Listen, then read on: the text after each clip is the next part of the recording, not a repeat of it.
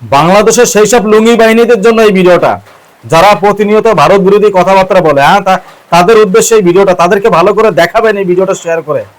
তারা কি করছে, তার কাটার বেড়া তাদের এই ভারতে এসে কার্পেন্টারের কাজ করছে। তারা কার্পেন্টার মানে কারুর বাড়ি বাথরুম তৈরি করছে, কারুর বাড়ি ছাদ ঘর তৈরি করা কাজ বাজ করে ইনকাম উপার্জন করে সেই টাকা বাংলাদেশে পাঠিয়ে আবার ভারতের বিরুদ্ধে হুঙ্কার। হরিয়ানা পুলিশ বাংলাদেশের কিছু অনুপ্রবেশকারীকে আটক করে এবং তাদেরকে কলকাতায় নিয়ে আসা হয়। কলকাতা থেকে বিএসএফ এর মাধ্যমে বাংলাদেশে পাঠিয়ে দেওয়া হয়, রীতিমতো ঘাড় ধরার মতোই, মানে ঠেলে ওদেরকে পাঠিয়ে দেওয়া হয়। এবং তারপরে বাংলাদেশে গিয়ে 24 চ্যানেল বলে একটি আছে, সেখানে সাক্ষাৎকারে কি বলছে তারা একবার শুনুন, আর ভিডিওটা তাদের কাছে পাঠান। সেই সব লুঙ্গি বাহিনী যারা প্রতিনিয়ত ভারতের বিরুদ্ধে কথা বলে, খাবে দাবে এখানকার রুজি রোজগার সব এখানে, আর বড় বড় বুলি, তাদেরকে পাঠাবেন অবশ্যই। ভিডিওটা দেখুন।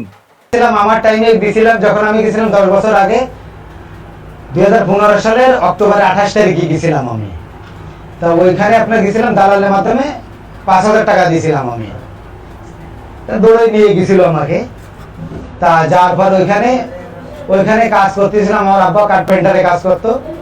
তারপর ওইখানে আব্বা কার্পেন্টারে কাজ করতে করতে আমি ভাষা জানতাম না। ওখানে ভাষা না জানলে ওইখানে আমি 50 টাকা করে দিয়াড়ি দিচ্ছিলাম, কাজ করতেছিলাম স্টার্টিং করার পরে। তারপরে ওখানে ফার্নিচারে ব্যবসা করতাম। ব্যবসা করতে করতে আধার কার্ড বানাইছি, প্যান কার্ড, ভোটার কার্ড, ডোমোশিল মানে নাগরিক সার্টিফিকেট, A to Z যে নাগরিক সার্টিফিকেট বানানোর জন্য যেগুলো প্রয়োজন পড়ে সেগুলো বানাইছি। কিন্তু নাগরিকের সার্টিফিকেট দেয় না, ঠিক আছে, নাগরিকের সার্টিফিকেট দেয় না, ঠিক আছে।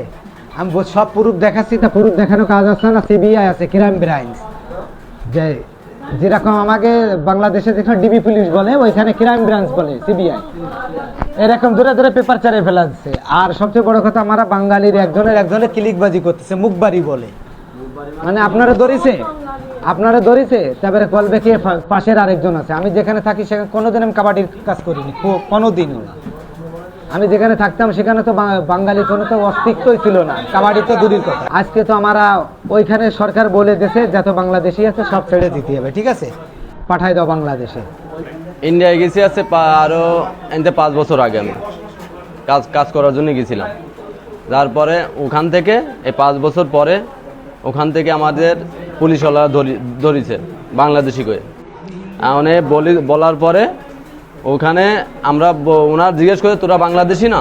আমরা বলি যে হ্যাঁ আমরা বাংলাদেশি। আমরা স্বীকার করেছি আমরা বাংলাদেশি, কারণ বাংলাদেশে সব কিছু আছে, আমাদের বাংলাদেশে সব কিছু আছে।